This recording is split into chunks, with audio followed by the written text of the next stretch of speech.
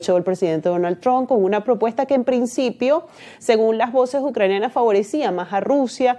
Es un asunto que se está negociando para intentar lograr una paz en este conflicto que ha dejado cientos de miles de víctimas, una cantidad importante de desplazados y que ha tenido al mundo en vilo, sobre todo porque el conflicto pueda escalar y pueda convertirse en un conflicto nuclear. Profesor Jesús, esto también es un tema que ha ocupado los titulares en los últimos días desde que Estados Unidos hace esta propuesta que parece que de alguna manera es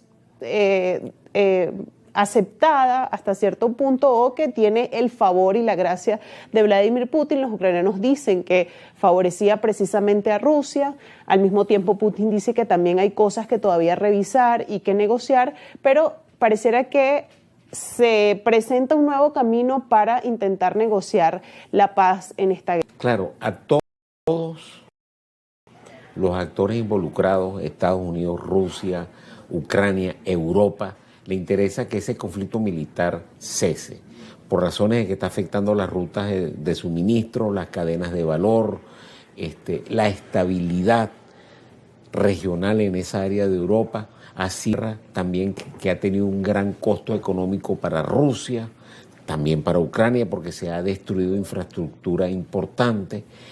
Y esos 28 puntos de Trump se están negociando y aparentemente Ucrania como que aceptó las líneas generales de esos 28 puntos. O le obligaron a aceptarlos, porque entre líneas también Estados Unidos sí, ha presionado de retirarle el apoyo, un gran apoyo que ha tenido Estados Unidos, que además lidera la OTAN precisamente para condicionar un poco la respuesta de Ucrania a estos puntos, ¿no? Sí, entonces es muy difícil pronosticar, aunque, por ejemplo, el asesor principal de Donald Trump, Witkoff, está hoy en Rusia y aparentemente va a tener una reunión con Putin entre hoy y el viernes para ir afinando aquellos flancos que no están todavía entrelazados para llegar a un acuerdo, ¿no?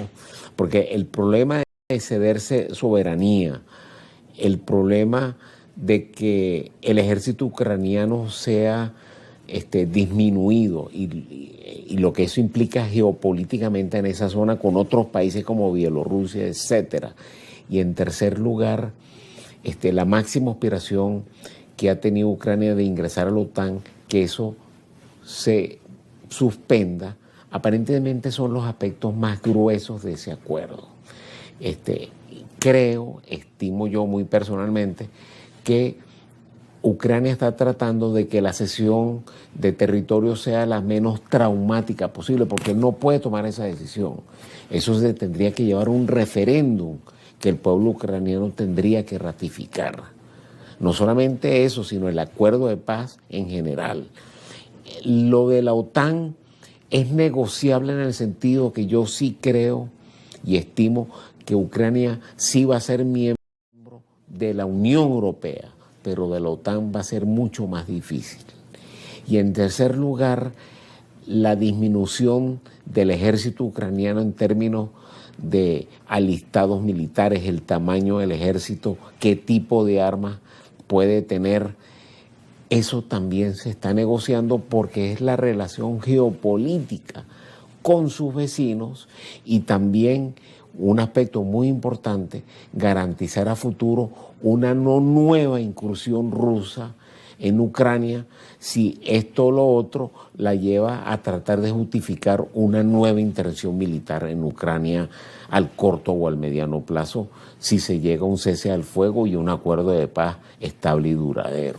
También entender, lo que se argumenta desde Rusia, su zona de influencia, cuidar su zona de influencia. Es un tema complejo además, entendiendo que otros países han abandonado también su neutralidad.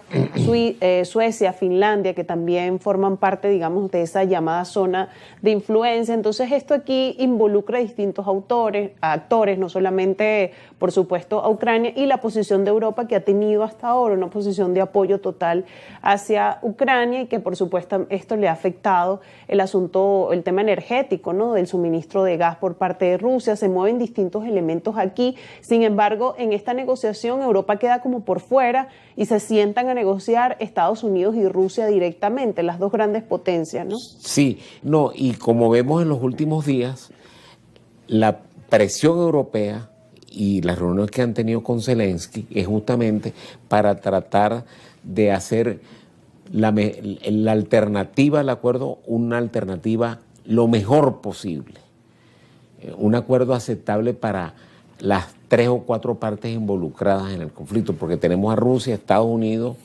Ucrania, que son los que tienen interés por diversas razones en que este conflicto se solucione.